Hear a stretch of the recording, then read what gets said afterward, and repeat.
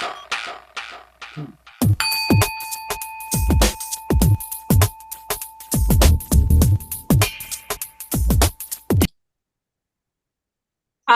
this is Robin coming from the chatter. Thank you so much for being with us.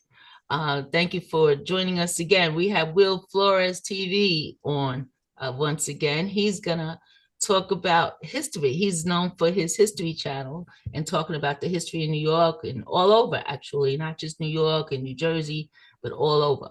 So go ahead, Will. You got it. Yeah, well, thank you for having me first off. And I'm just very fascinated in people's stories. When I go to my old neighborhood in, uptown in Manhattan, it's just I get flooded with nostalgia. And I talk to my friends about it. They feel the same, other people, but so much has changed. And we're constantly, going over those memories and reliving them. And I think about all the other people around the city who have similar experiences in their neighborhood. So I remember last time we were talking. Everybody subscribe to the chatter and check out the last episode we did. It's on my channel as well. You were mentioning how you grew up in the Bronx. So from what ages were you in the Bronx? I know now, we both were up in Brooklyn, but what ages were you from the Bronx? Like some of your earliest memories? My earliest memory, I was in elementary. Well, I grew up, I was in elementary school, went to PS 70 on Morris Avenue. I remember them locking the school and my mom going there with the Panthers. And he was like, don't, because my mother owns a restaurant down in his village, so she knew a lot of people. And he was like, don't worry, that school's going to be open Monday. Monday, school was open. I remember that being really young and, them kind of celebrating, and because they knew each other and stuff like that. So it was pretty cool. That was one of my earliest memories of that kind of incident happening. Mm-hmm. And then from there on, I got transferred to PS 29 because 129, 29. I just discussed this with my friend the other day. Anyway, PS 29. And we moved to Concourse Village. So I pretty much grew up in 161st Street, Concourse Village, over in that area by Yankee Stadium. And remember like going to, and at that time you could go into the bleachers and stuff like that for like $5. Yes. Late at night or summer night, because my brother had lived in Concourse Village as well, but he lived on the side you could actually see the game from his terrace. Nice. So he would say, oh, you guys want to go? Let's just go walk over there and, watch the game. And we did. And we used to do that a lot on summer nights. Now you cannot even fathom doing that because it is so expensive. Even I wonder how much the bleachers are now. Probably as much as what I used to pay when I took my kids, which, at that time, I think it was like $50 a ticket or something. But right. Now it's outrageous. Yeah, it's outrageous. We had seats like behind, first base, that type of thing. That's impossible right now. I remember I went for my birthday as a birthday present. I didn't go to Yankee Stadium. Yeah, I did go to Yankee Stadium. And I was actually sitting with the players' wives, because we got really, really good seats. But, I can't even think of that happening nowadays, But I remember living over there and hearing the music at night. I lived on the 20th floor. So that was, people used to say, oh, you live on the 20th floor? Wow, you were up there. I lived on the 20th floor all my life, pretty much, yeah. And they would say, oh, you lived on the 20th. My sister lived on the 16th. I lived on the 20th. My brother lived on the 13th on the other side.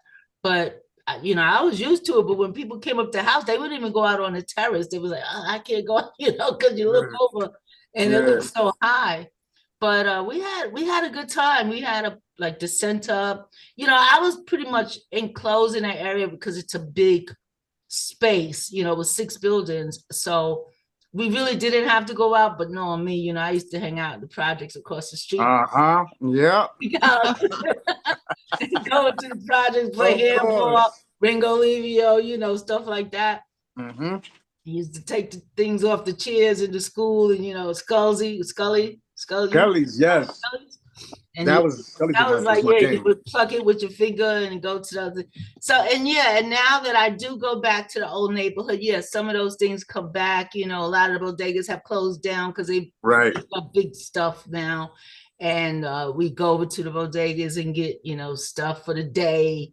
And then, we would take it upstairs. That would be like cherries and put it in the freezer for later on when it got really hot. Right, right. Things like that. And then you would hear the music. They would play the congas and stuff like Yeah, that. you would hear the congas from your window. Yeah. I've heard that before. Other people have told me that too. Yeah. Yeah, you can hear it. And you just got used to the atmosphere. So it wasn't like bothersome or anything. I Right. think now, though, if somebody was playing the congas over here,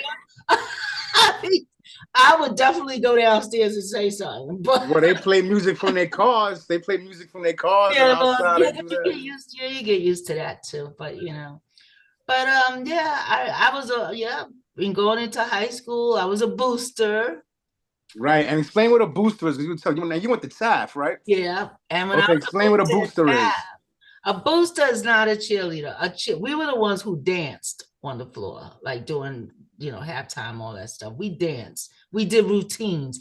Cheerleaders was the ones who was flipping, turning, and doing all that stuff. Like acrobatics kind of thing. We didn't do that. We actually did like stepping. You said your daughter's going. Right. Yes. And that's basically what we would do. We would make up dance routines off of the songs that was out during that time, your boys is the best, don't mess with us, Yeah, very cool. But we would dance off of that, Right. And that was fun. No, very cool. That long though, because I didn't like, I wasn't about like prissy girl. I did it for a couple of years, but I didn't like that because I don't like dealing with prissy girls. I pretty much have my own little group. Yeah, no, I got you.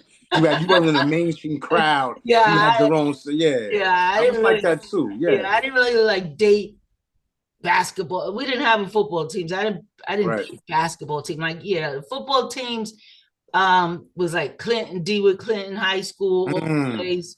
What was the one you was talking about on 158th Street? The private. Gompus High School was an all boys school at that time too. Gompus. Right. Like all of the old Cardinal Hayes. Hayes. Yeah. What they did was they made their football team. Guys from those schools would volunteer. It would be like a community football team. Right. That's what the football team was. So I really wasn't one to go out with those types of guys. Leave that to them. Right. I went on the outside with the football. Right. You were. Now I got you. You were in the whole mainstream. Yeah. Right, the cheerleader, the jock, and all this whole vibe. I got you. But I was into the popular people, but not those types of popular people. Right. No, I know what you mean. Like you have your mainstream popular, and then you have your, kind of on the sidelines popular. That everybody wants to be not in the limelight, but still popular. I got you. Yeah. Oh yeah.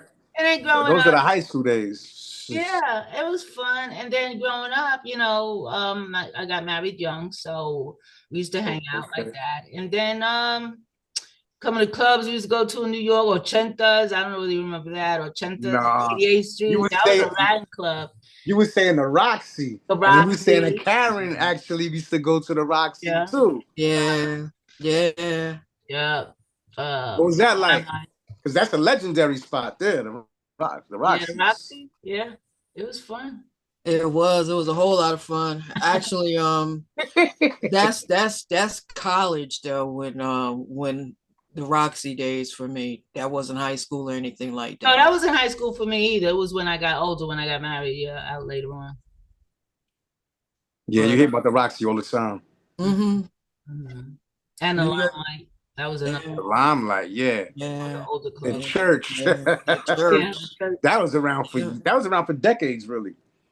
Because I used to be at the Limelight, and that was in the late 90s. Yeah. Okay. Still around. So, But that was it for me. I mean, I had a full life and I enjoyed living in the city. I really did. I really do. I love New York. Yeah, me too. There's nothing like it. I love, and I've been around and I like New York. I love New York. And another thing too, we discussed that back in the day, I live in Brooklyn now. You didn't travel from the Bronx. Oh yeah. We You know, the touched on it meeting last ground was time. Yeah, we Manhattan. did it. It was Yeah. it was prohibited for you to go to Brooklyn. Like, why are you going to Brooklyn? You know, That's the other side of Wow. the planet. That's pretty much the other side of the planet. Wow. why are you going to Brooklyn? Why can't they meet Right, in Manhattan? Why are you going to Brooklyn? right, Forbidden. right. Real big. Brooklyn was like a whole other world. Only time you went to Brooklyn is to go to Coney Island. Coney That Island, was the right? train, Coney straight Island. to Coney Island. That was it. And I did go to Albee Square Mall like once. I went down to Albee Square Mall to see what they had down there, because you know Harlem went into fashion. Yeah. And you know, Albee Square Mall is now the City Line Yeah, Mall. yeah, yeah. So it's totally. Did you ever get down to Albee Square Mall back in the day when there was Albee Square? No, I never came to Brooklyn until I moved here. Right, right. Yeah, you said that. Yeah, yeah, yeah. No, there was no. That was legendary. Hey, I would That's the rather go music to. videos and all that. I know, but I'd rather go downtown to what was it, Bleecker Street? You know, not Bleecker Street. Down there. Village. No, little Oh. Chinatown down there where they used to have all the discount clothing. Oh yeah, yeah, and also Like the Delancey. leathers and all of that stuff down there. Yeah, Delancey too. Street. Delancey Street. Delancey Street. Yeah. Yeah, Why would Delancey I was the Brooklyn? spot. I would go to Delancey Yeah. Street. But as you get older, things change. So Yeah, no, but you're right, because even now, some of my cousins are like kind of mad with me because I haven't been up there. But it's like, hey, that's like a whole day going up to the Bronx from Brooklyn, you know. And I'm like, you guys ain't making your way down here either. You know what I'm saying? So, well, they're not coming down here, that's for sure. right. You know, you rarely hear about a Bronx person coming to Brooklyn. Yeah, but how about you, Karen? What was it like? It was Roosevelt Park. Jersey. Stayed in Jersey for most, coming up teenage years, and because I had older siblings, older brothers, they would take me to New York with them, but mainly just for the shows and stuff like that. It wasn't until Jersey is neighborhoods. It's suburbs, that's where I was. So it was nothing for you to cross the street and be in another town or walk 7 blocks in the other direction, cross the street, and you in a different town, that kind of thing.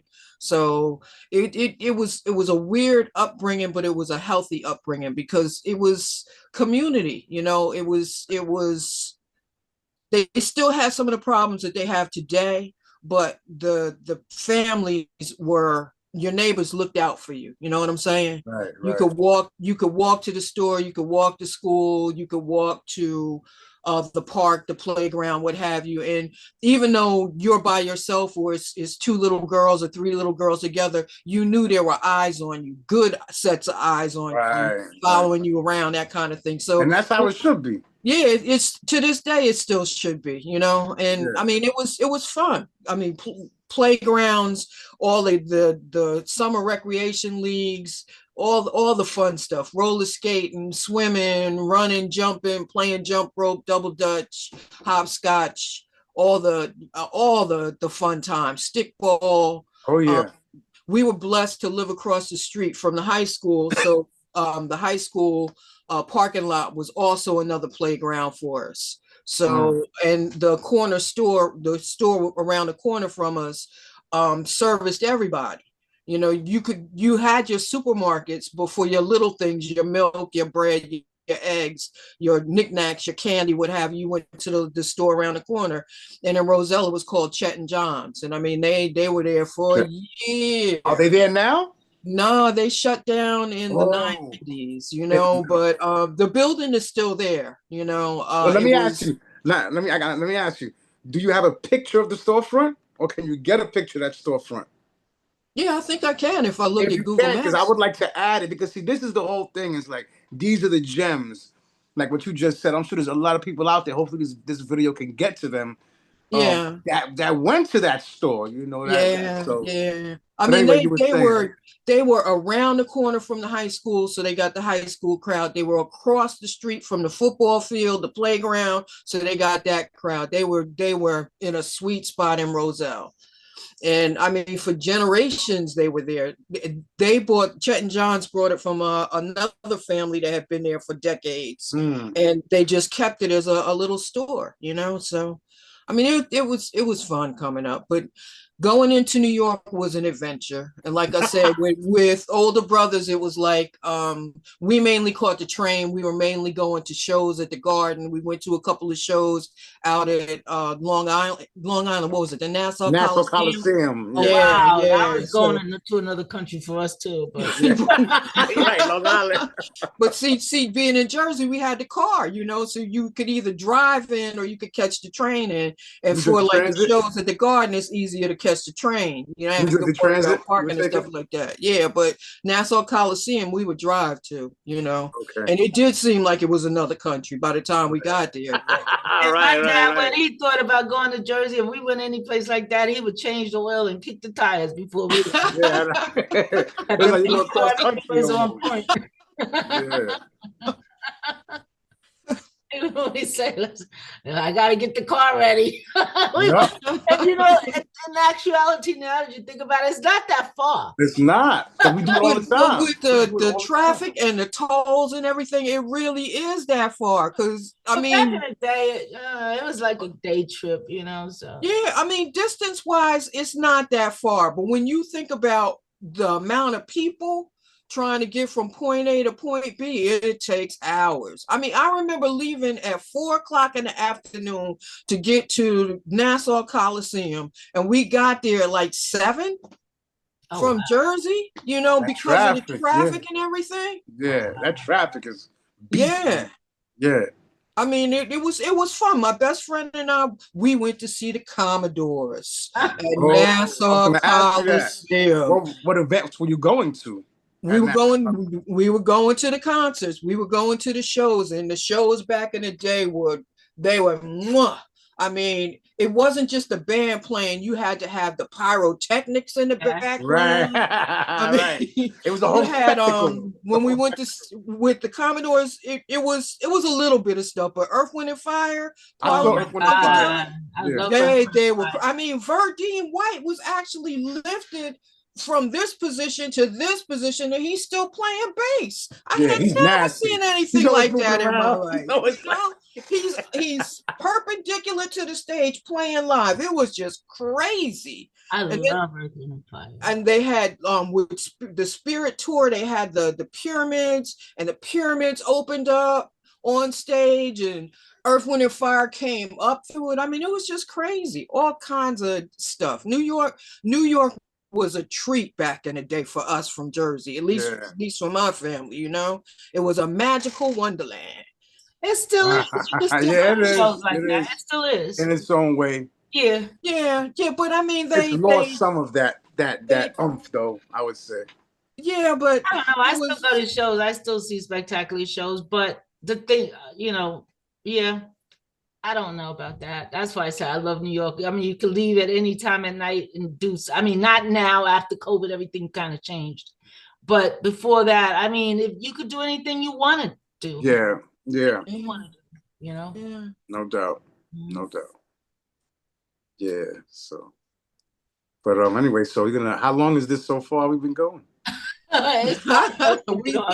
Because I know that you said that you didn't want to do it too long.